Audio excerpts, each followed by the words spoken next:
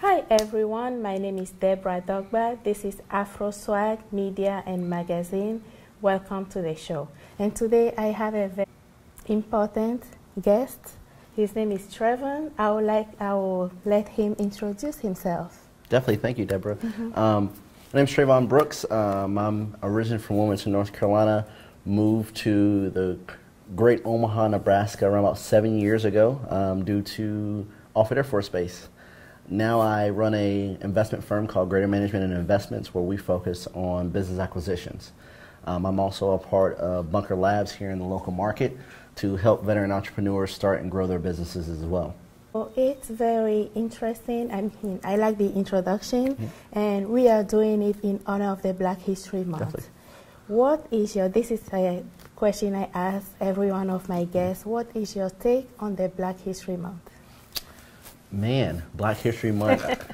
You know, I hear a lot of people that start the conversation whenever it comes to Black History Month on focusing on Black History Year and Black History Future.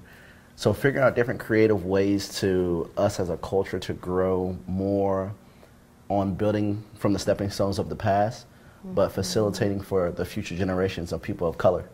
Of course, you know, whenever you think about the amazing feats and the amazing people that has come before us and the things that they had to do to make sure that we're given the opportunity that we have today, it's all about building strong foundations for future legacies, right? So I really like when people talk about Black History Month is about creating Black History Future. You know, it's about economic empowerment. Tell me about it. So in particular for me, for my business, so I wouldn't say a particular audience. So I got in business acquisitions because I actually had a mentor, a white Italian guy from Wilmington, North Carolina, and he took me under his wing and he showed me like, hey, these are some really interesting ways for you to get started. And I remember the first time I went to try to buy my own business, they asked for $100,000 up front. I was 19 years old. So I don't know too many 19-year-olds with $100 grand to put down on a business, but whenever you come across those type of opportunities where you have a home run opportunity in front of you, you got to figure out different creative ways to take advantage of it. And us as a culture, we have to start finding more of those home runs. And as we find those home runs, being able to take advantage of them as a culture as well. So that's what my company kind of redirected and started focusing on, bringing like-minded individuals together to where we'll go out and find the home runs and we'll bring people together and we'll go out there and acquire them and then we'll manage them afterwards. So it's a mixture between several different ways of thinking, right? So you have group economics whenever you're talking about closing the wealth gap of people of color. Group economics is a must for us to kind of close that gap. Of course, you know, a lot of people start talking about vertical integration and horizontal integration as well, but I think it's going to take a combination of all those things to really push the culture forward. And whenever you're talking about the economy of the Black culture, So how do you find those like-minded people? It's tough. It's really tough, especially here in Nebraska. But I love to network. So we're in a day and age where one, social media is amazing. The internet gives you the opportunity to find people that are doing things all over the world, not just the country. Tons of conferences and suggestions. I love when my network say, hey, Trey, you should definitely meet up with this person. Whether it's a business connection or whether it's someone that's was in my shoes that I was in 10 years ago, whether it's whatever it may be. I love when people say, hey, Trey, I feel like you guys would have similar vibes and you guys might have a really, really good time, whether it's in business or whether it's just in your personal lives. So I love that. But I go to tons of conferences. I get every opportunity I can to meet up with young individuals. I'm actually just getting back from a conference. I was out in Silicon Valley for the Startup Grind Conference, the global. They had over 300 businesses from all over the world, from Switzerland, Kenya, Argentina, Brazil, and probably one of the most diverse conferences I've ever been to in my life. And I had the opportunity to connect with so many people of color that were thinking about and answering some of the same questions that we're trying to answer, right? And that's just refreshing, especially, you know, we live here in Nebraska. Whenever you're thinking about diversity and having those level of meetups is really hard. So it was good to see, and that's one of the different ways where I try my best to kind of keep that palate a little warm, right? So, what would you tell a younger Trayvon that is trying to start something? What would be maybe one advice to give them? Ooh, I'm gonna actually give two, because these are two things that really, really weighed on me early on. Don't worry about the blowback, take the shot. I think a lot of times, especially in the entrepreneur space, a lot of people are always worried about the consequences of becoming an entrepreneur. And you never know what it's going to bring until you take the shot and try. You know, whether you do it for, a year and learn some really valuable lessons for your next accomplishment or whatever that may be. But just take the shot, try, especially, the younger the better. So whenever you go to a lot of these different conferences, you always see somebody younger. And that just comes down to the information's everywhere, right? So depending on how hungry you are, you can go out and find it, which leads me into my next one. Find good mentors. Ask the questions. I talk to people all the time from all over, and people that are doing great things throughout the community, throughout the country, throughout the world sometimes, and I always ask them for their advice, and a lot of times they always say, like, people never really reach out to me like this, I reach out and say, hey, let me take you out for a cup of coffee. Let me pick your brain for a little bit. Let's figure out what are those things that you're just doing on another scale that's setting you apart from the rest. And that's been giving me the opportunity to really connect with some really great folks here in Omaha and nationally. Here in Omaha, we have some really great leaders. We have some folks doing some really cool things. Clark Lawrenson over at First National, he's a rock star. Derek Lathers over at Werner Trucking, another one that I met up with. But folks are really open to helping people that are trying to learn. And I think that's one of the ways that we have to figure out and kind of put a pride aside and say, hey, I would love some help in this area, and do that, because that's helped me tremendously.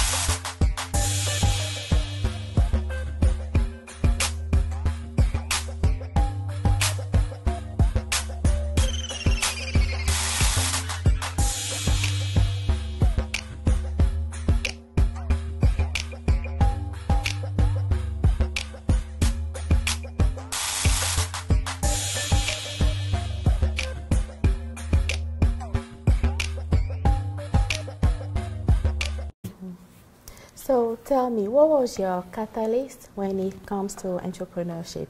Does it have with your military background, and thank you for your service? Yeah, thank you for the support. Does it have anything to do with it at all? I think it's a lot of different things. So the business plan that I'm working on now is a change business plan from whenever I was 13. So there has always been a drive for me to want to be an entrepreneur, but I think sometimes you have to hit those brick wall moments in life to tell you to go ahead and take that shot. And I think that's why it's so important to me. Out of high school, I went straight into the Air Force. The Air Force gave me a ton of opportunity to do amazing things. Got out of the Air Force and, worked in corporate America a little bit, found success, but I just didn't feel fulfilled. And I think a lot of people, not only just in corporate America, but all over the world, they're just trying to figure out what's going to fulfill them. And, entrepreneurship gives you a different type of fulfillment because you get to find your passion every day.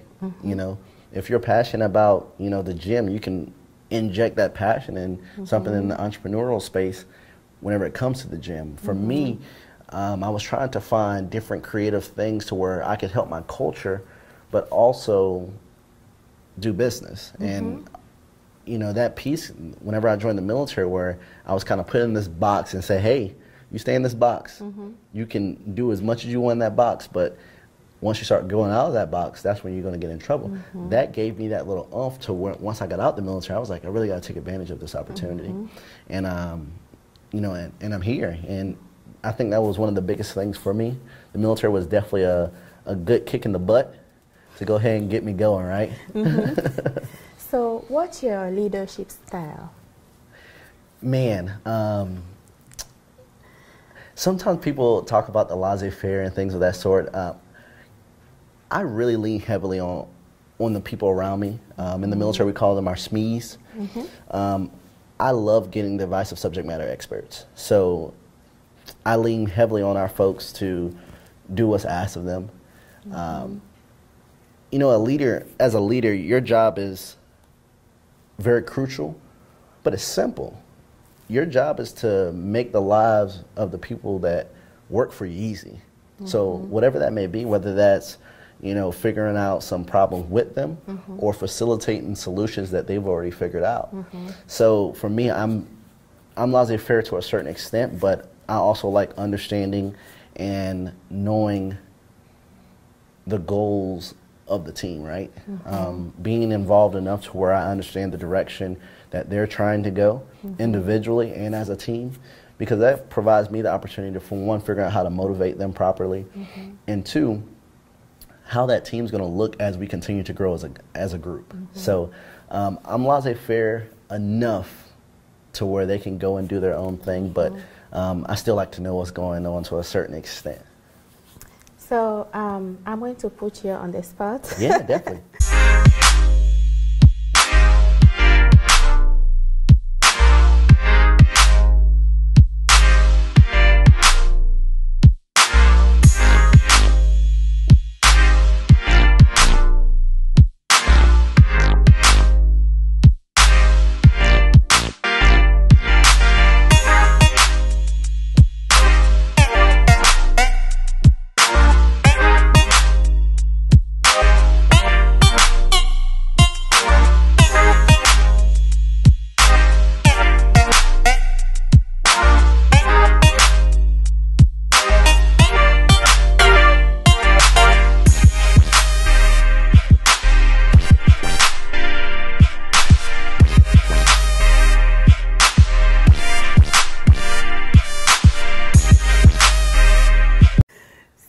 What do you think about African immigrants?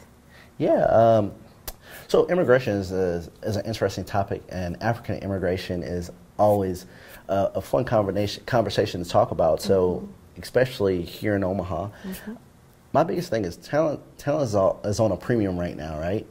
And I think wherever we can get talent is always a plus. I love to see my African brothers and sisters from other places because they bring a different perspective. And, you know, me being from the States, sometimes I hear the argument on the other side, which is always weird for me. And I'm always I kind of wonder, because as we're pushing diversity and inclusion, we can't just talk about that on one side, right? Diversity and inclusion is good only if it's us. No, no, no. Diversity and inclusion is good because we have the perspective of so many different types of people from all different walks and backgrounds. And I love talking to people, especially immigrants from Africa, because there's always a part of me that's like, that's where my ancestry is from. So I would love to get more of the, you know, the background. What was it like? What's the transition like? You know, and I think it brings a whole nother positive dynamic to what the business culture looks like right now. I'm going to shift definitely. and then talk about, so today is the 17th. So was it 3 days ago? 3 days ago it was Valentine's Day. Yeah. Okay, so to you, what is Black love like? Black love. That's interesting. And it's a very interesting, multifaceted question. I think that it's really important that we figure out different creative ways to love ourselves. I think our culture we haven't done the best at this, right? We haven't done the best at positioning ourselves to be our #1 fan, whether that is in the media, whether that's in music, whether that's in, you know, whatever. And I think we're slowly making that transition, but I think black love is important in every aspect, whether it's, you know, romance love, whether it's, you know, from a father to a child, for a mother to a child, whatever it may be. I think we have to get back to where the love in our culture is a constant. So talking about economic empowerment, how did you find yourself in that field as an advocate? So before I joined the military, I was homeless. So with a balance of that, raised by a single mom, homeless in the golden years of my high school years, and as I transitioned to the Air Force, I never wanted to be there again. But once I got into the Air Force, I met a lot of people that, you know, looked like me, or, you know, that had similar backgrounds, or, you know, had to deal with similar things. And I'm like, man, I'm not special. I'm not, you know, this is something that happens often.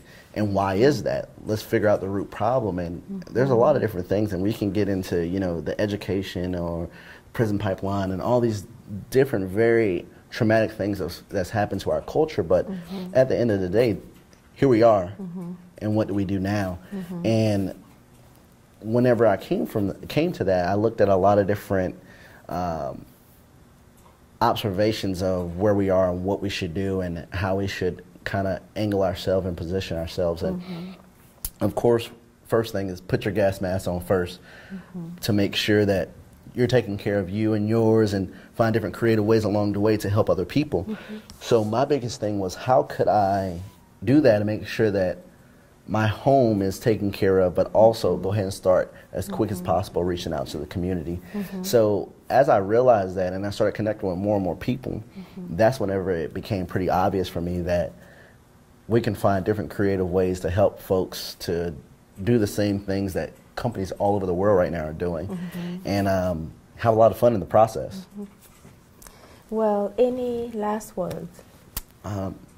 You know, this has been absolutely awesome, and I want to thank you for the opportunity. You know, we have such a bright future in front of us, and I'm super excited, not only here in Omaha, Nebraska, but all across the United States.